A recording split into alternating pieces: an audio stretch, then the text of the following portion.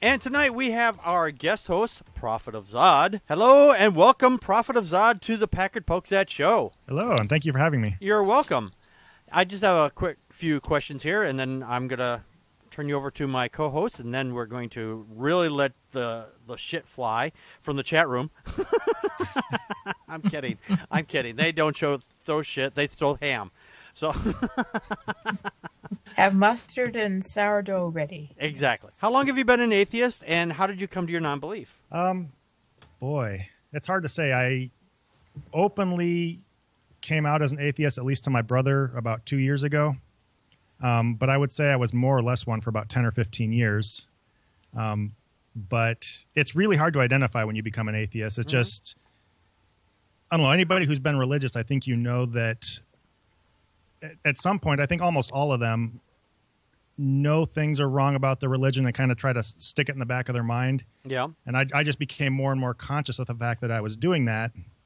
And in the process, I don't know exactly when I totally quit believing, but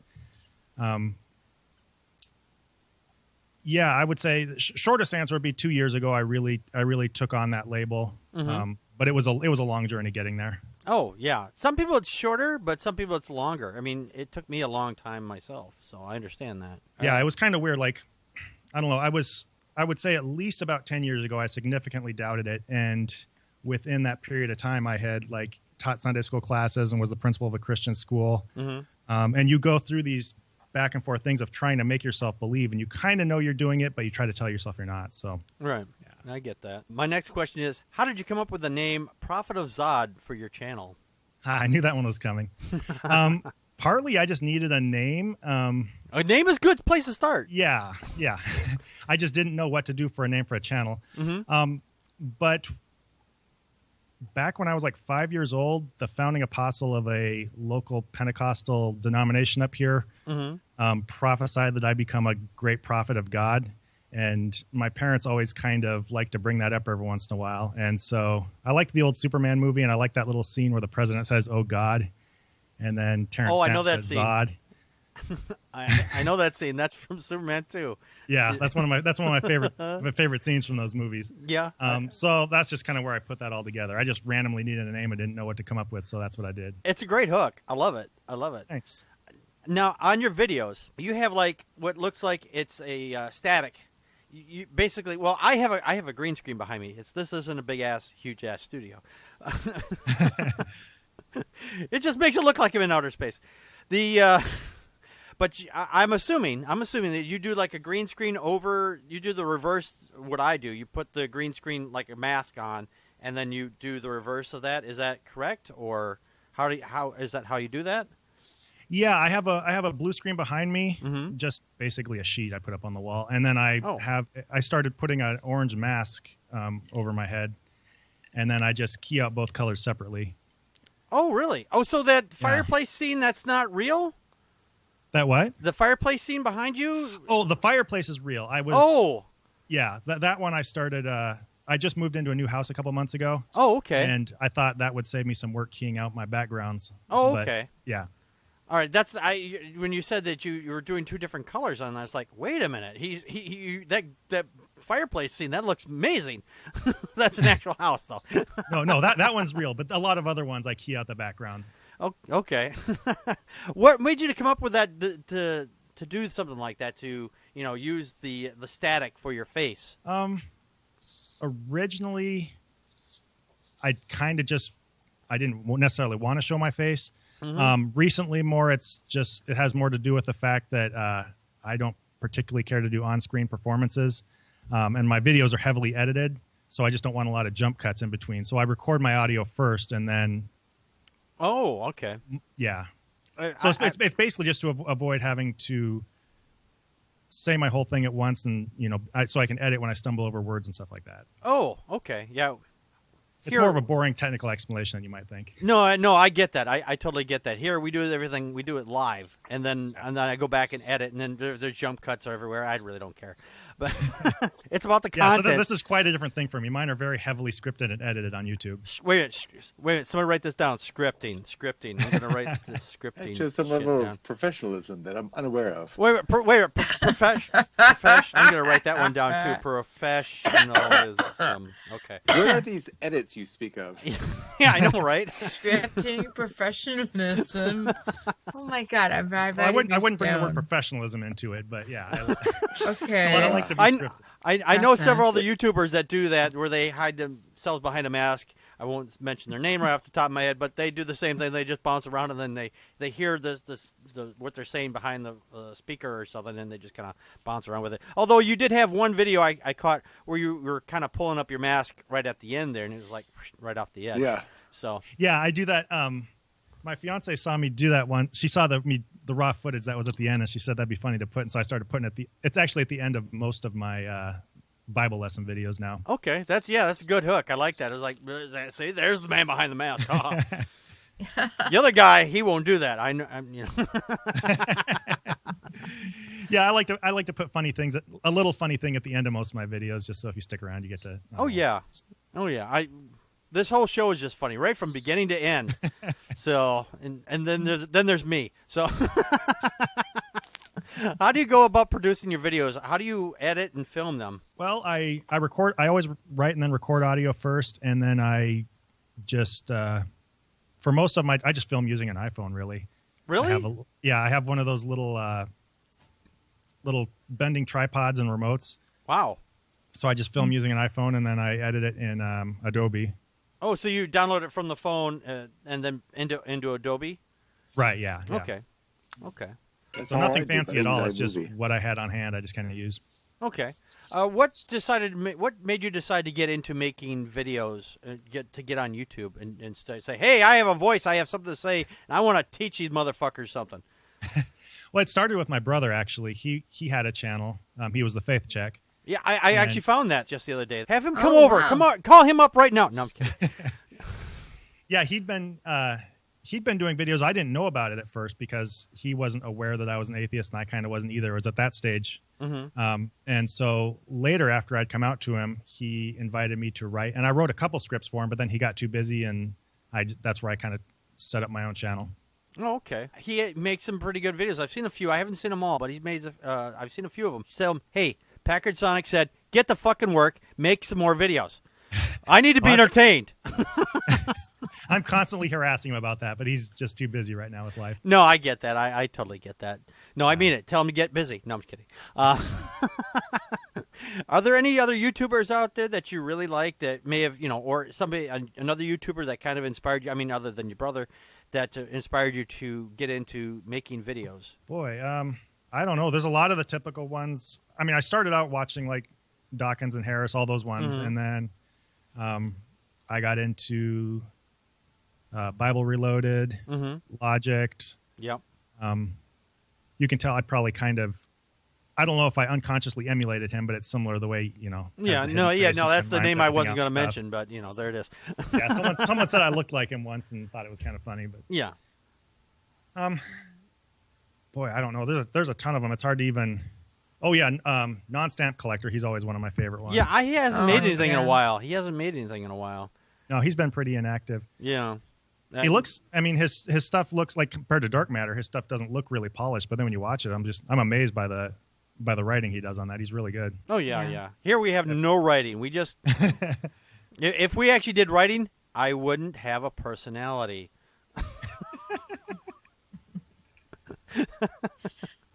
But yeah, I'd forgotten about him. He was one of the ones. I think he's the first one because my brother actually had put a link on Facebook, and I watched the Noah's Ark one that he had done, and he's the first one I think that got me hooked into it. Okay. It's a little depressing watching him because his writing's so good. I know I'll never be like that, but Oh, hey, don't cut yourself short. You one day you'll be right up there. People going, "Oh yeah, Prophet Azad. Oh yeah, mm-hmm." So, and then you're gonna go, Packard Sonic. Who the fuck was Packard Sonic? I have no idea who the hell that fucker was. So, I blew his doors off years ago. So,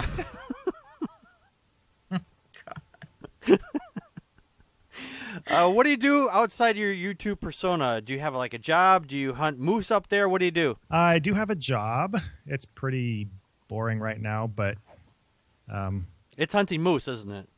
yeah. I used to hunt moose, but that has gotten very frustrating just because of the regulations. I can imagine so. Yeah, You gotta cut the squirrel with him each time, right? You have to what? You have to hunt squirrel with him. Moose and squirrel. Never mind. Oh, I get it. Yeah. No, it's very technical, but there's these things, you have to identify certain things on the rack and all that stuff. So you can stand in the middle of 6 moose and not be able to shoot one. It's kind of irritating. Yeah, yeah. So it's just quick.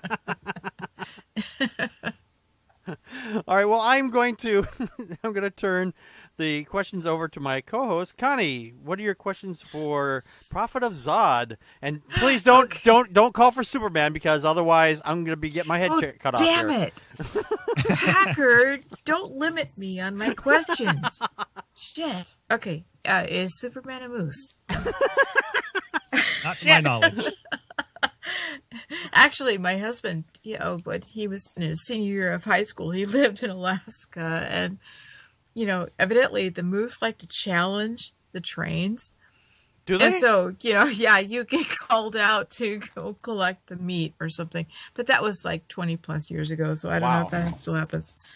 They like to walk on the tracks because there's no snow there, and so that's why. Well, yes, that makes sense. Actually, it's an easier path. Okay, well, again, I do apologize. Usually, I'm better prepared for interviews, but she was just slacking this week. That's all. Yeah. God, family. They're so rude. Yeah, anyway. I know. They just interfere with showtime. Jeez.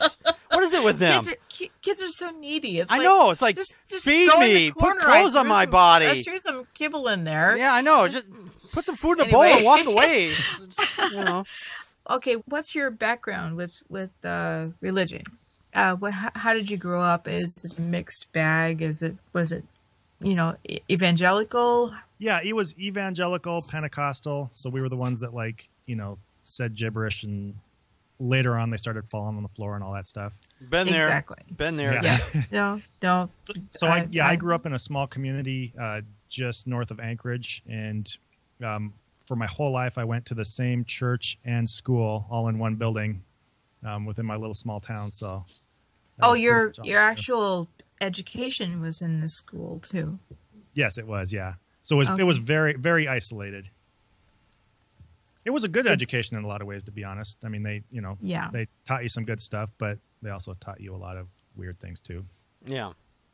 I homeschooled the youngest of my kids. I've given birth to 8. I have 9. So I get that, and part of my motivation to homeschool was because I was Christian, but mostly because of the school district I was in. So, yeah, but homeschool it's iffy, and it's like Christian school because the resources that they draw from, I think, are weird. Very skewed. Okay, this is just about your persona. You don't look so much like Zod. You look like Victor Von Doom. Von Doom. Victor Von Doom. Well, technically, I never said are you I a was comic Zod. book fan? True. That's true. He did not say he is Zod. He just said. Are you a comic I'm his book prophet, fan? I guess. I don't know. Are you a DC? Are you a Marvel? Are you both? I mean, I'm not that into it, to be honest. Oh, okay. I enjoy Superman, Batman. That's DC. X-Men. I mean, so it's kind of both. Mainly I liked the movies growing up, the old corny Superman movies. Oh yeah. My parents took me to the theater to watch Superman, and I show up and I'm like, what the hell? This isn't a cartoon. But then You're talking about the one with Christopher Reeve in him, right? Oh, come yeah, on. it was No. Superman 2 is what they brought us to, and then I was really scared of the villains because. But that was the best one. What's that? Superman 1 and 2 Superman. with Christopher Superman Reeve. 2? Yes. Yeah. Go ahead. I still think Go ahead, Terrence Stamp is one of the best supervillains ever. Actually, yeah, he was actually. Miss Tessmacher! No, that's sorry. That's Mr. Smacker. that was That's Gene Hackman. yeah. That's Gene Hackman. Hey, That's Gene correct. Hackman gave the best performance, I think. That's my opinion, but Yes, yes. I apologize. I don't know how many more questions I have, but you say what, like 10 years ago, 10 years before you came out, you were actually dealing with this, and I look at the fact that you're a principal, you're an educator, you have a degree in teaching, Yes, I do. and I think education is one of the more compelling reasons why people can and should be skeptical, if not atheists. And so, was it something about education that led you to atheism? I think honestly, I just thought too hard about it.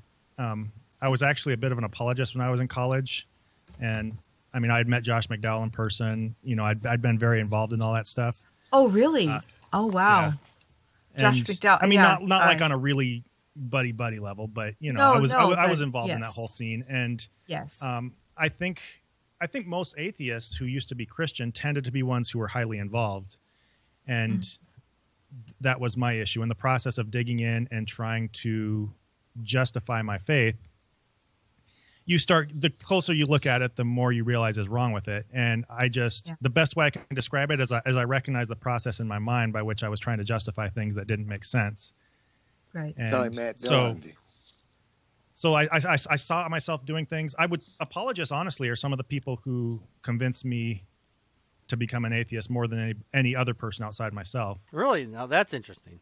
Oh No, yeah, it because is. they very transparently learn certain tricks and certain patterns. Mm-hmm. And I don't know how consciously they do it to trick people or how much they've gone through the same thing in their own head and they're putting it out to other people. But it was very transparent to me. I saw William Lane Craig, Josh McDowell, all those people. They do these little tricks and they're just very obvious. And so it And just that's showed me. and that's the problem. It isn't highlights it? what It's- was going on in my mind and how flawed the whole Christian thought process is. Mm. And that's the problem, isn't it? Because it's a trick. It's not truth. It's a verbal trick. Yeah, just to keep talking and then keep changing the subject every 2 seconds. Well, again, it's an actual proof. It's an illusion. And that's I find that really interesting because I spend a lot of time myself listening to Josh McDowell. I had a friend who was training to be a pastor and had I don't know, at the time it was cassette tapes, listening to them, and apologists. It's funny because that's what I spend a lot of time myself doing too, as a Christian. So, yeah, it's funny how it undoes it. It's an undoing of belief. So There was a interesting. moment when I was watching Josh McDowell, and he was talking about that proof for the resurrection, where of course nobody could defeat the Roman guards, and it's obvious proof that Jesus had to have risen from the dead and all that stuff. And he goes, "Well, what about people who don't believe the Bible?" And he kind of clapped his hands together and rubbed them all excited. And he goes, "And that's when I get really excited because then I'm happy to get into that." And then he went on to the next thing. And I remember even as a Christian, I'm sitting there and I recognized that to us in the room, all we needed to hear was him suggesting that he had a solution, and we were happy with it. Mm-hmm. And that when you watch apologists, that's a lot of what it is they suggest to their audience that there's a solution, and then the audience is happy. They just allude to it, and the audience doesn't want to know whether or not there actually is one. Right. It's a very cooperative thing between the audience and the apologist. Well, the problem with religion is that it has a built-in audience. It's, you have the presumption that there is a God, and everybody wants to think that. Yeah. Plus, if they actually gave the solution that they were alluding to, people would see right through it. Oh, absolutely. I mean, the examples they give are always so ridiculous. And vague. Vague sells magic. Oh, yeah. Well, the audience isn't showing up to investigate. They're showing up specifically to have their doubts soothed, and so they're really easy to sell to. Oh, yeah. I get that. Hey, okay. I'll turn it over to Tom. All right. Tom, what are your questions for the Prophet of Zod, who is not actually Zod? No. Prophet of. And I'm not a prophet, so what are you going to do? All right. So,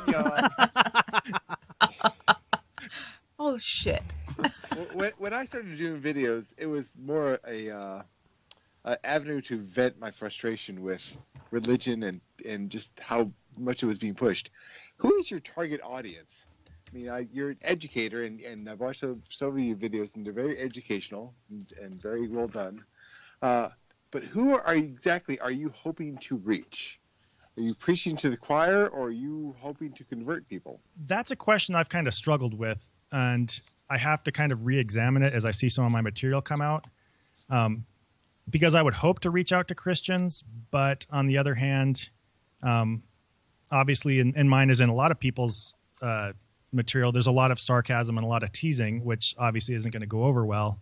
Yeah. And it's really easy to slip into that without thinking about it. And I am thinking of maybe doing a small series of videos that are more conciliatory and more directed right at Christians.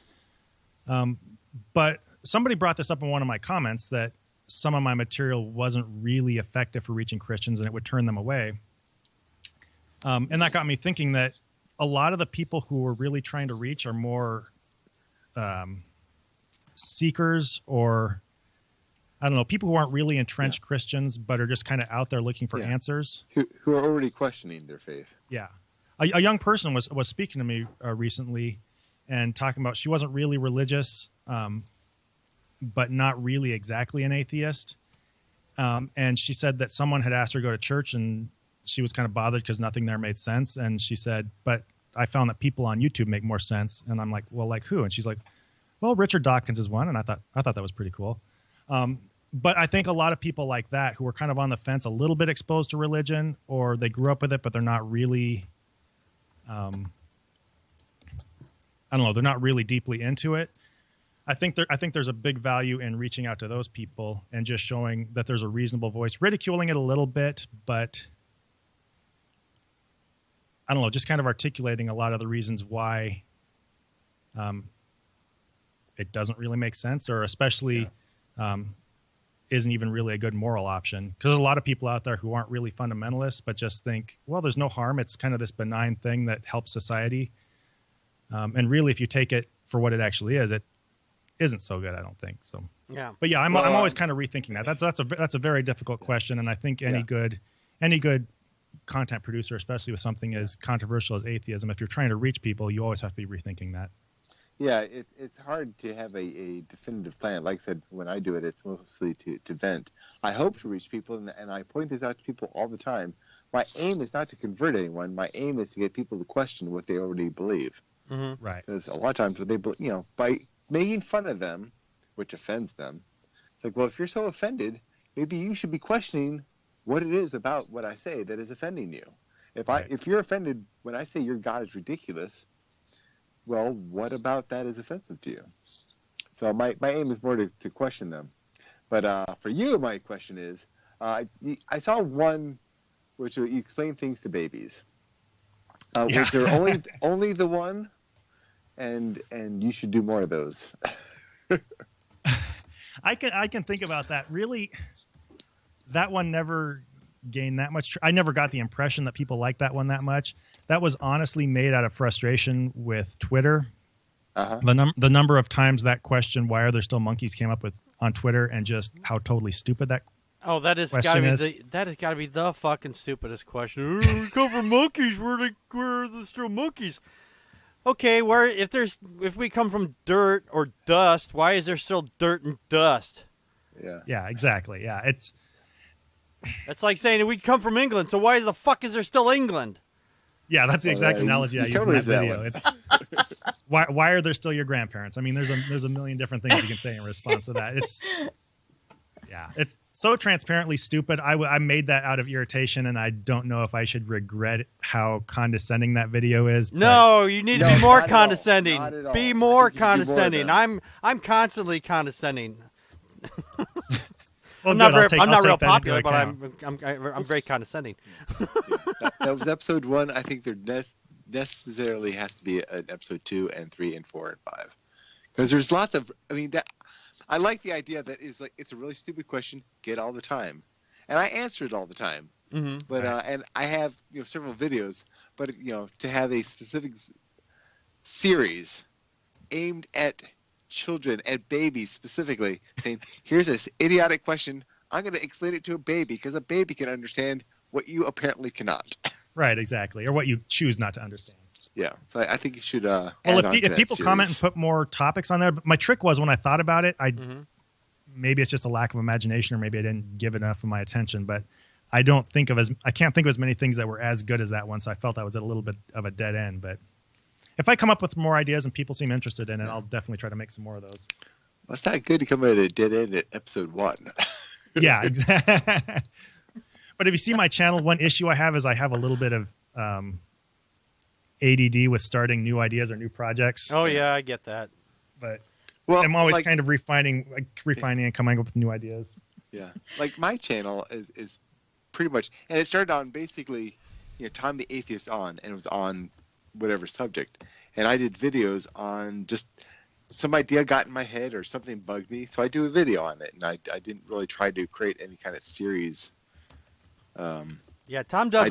I did later on, but Yeah, Tom does a video in like 5 or 10 minutes, and I've made these 5 or 10 minute shows that take hours to produce.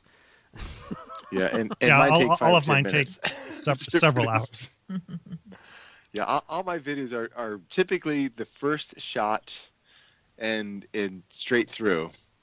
The only editing is chopping off or adding a header and a trailer. Yeah, and the that's words it. and everything too. So yeah.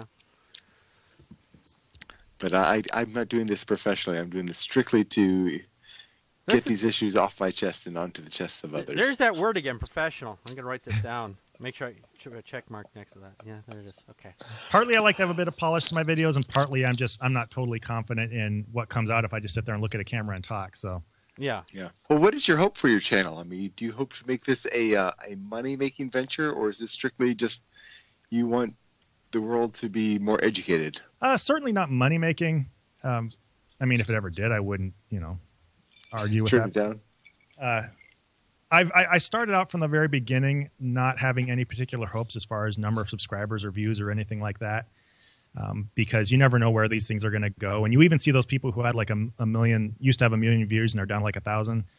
Yeah. So I just decided I would be happiest if I didn't really. You always pay attention. You want to get more people on there, but I wasn't really going to have any particular hope or goal, and just kind of be content doing it, where it's at. I'm at about 100 right now. And so I just have to keep making videos, happy doing it for 100 people, and I was whatever number happens, 99. happens. So what's that? When I got to your channel, you were at 98, and I subscribed, and you were I was number 99. So I got you that much closer. Yeah.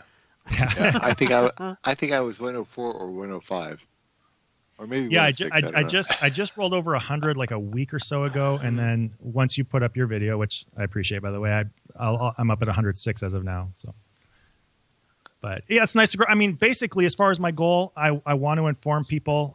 A lot of them, especially my Bible lessons, I draw somewhat from my teaching background as far as how I lay that out and try to make it informative.